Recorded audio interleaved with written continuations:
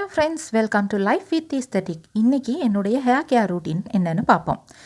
3 மேசைக்கரண்டி ஆளி விதை தூள் flux seat தூள் எடுத்துக்கிட்டேன்.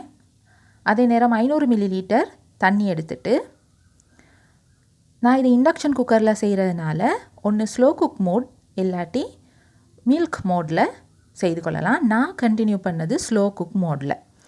அடிப்பிடிக்காமல் அதை நான் கிண்டிகிட்டே இருந்தேன். ஏன்னா ஏற்கனவே வறுத்து அரைச்ச ஆளி விதையினால், ஏன்னா நாங்கள் ஏற்கனவே சாப்பாட்டுக்கும் அதை நாங்கள் யூஸ் பண்ணுவோம். அதே தான் நான் இன்றைக்கி ஜெல் தயாரிக்காமல் எடுத்திருக்கேன். ஸோ கனமாகிக்கிட்டே வரும். ஸ்பூனில் எடுத்து பார்த்தீங்கன்னா அந்த ஸ்பூனில் ஜெல் மாதிரி வரும்.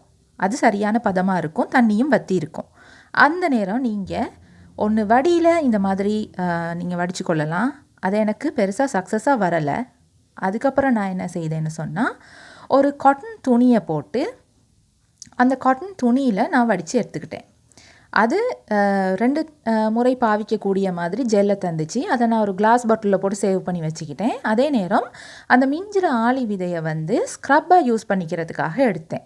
இப்போ பார்த்தீங்கன்னா அந்த கிளாஸில் வச்சுருக்கிறது நான் ஸ்க்ரப்பாக யூஸ் பண்ணுறதுக்கு 2 டைம்ஸ் பாவிக்கிற மாதிரி நான் கிளாஸ் பாட்டிலில் போட்டு மூடி ஃப்ரிட்ஜில் வச்சுருக்கேன்.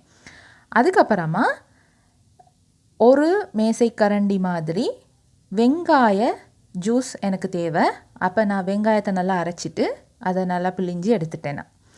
அதே நேரம் நாங்கள் எப்பயுமே சிறு வயதுலேருந்து அம்மா செய்து கொடுக்குற ஹேர் ஆயில் தான் பாவிப்போம். அதில் ஒரு மேசக்கரண்டி எடுத்துட்டேன். நான் உங்களுக்கு ஹேர் ஆயில் எப்படி செய்கிறதுன்னு டிஸ்கிரிப்ஷனில் கொடுக்குறேன். அதே நேரம் அரைச்ச ஆளி விதையை தான் இன்றைக்கி பூச போகிறேன். ஸ்கேல்பில் பூசி அரை மணி நேரம் வச்சுருந்துட்டு ஷாம்பு போட்டு வாஷ் பண்ணிக்குவேன். இதுதான் என்னுடைய ரூட்டீன். உங்களுக்கும் பிடிச்சிருக்குன்னு நினைக்கிறேன். தேங்க்ஸ் ஃபார் வாட்சிங். பாய். இன்னொரு வீடியோவில் சந்திப்பேன்.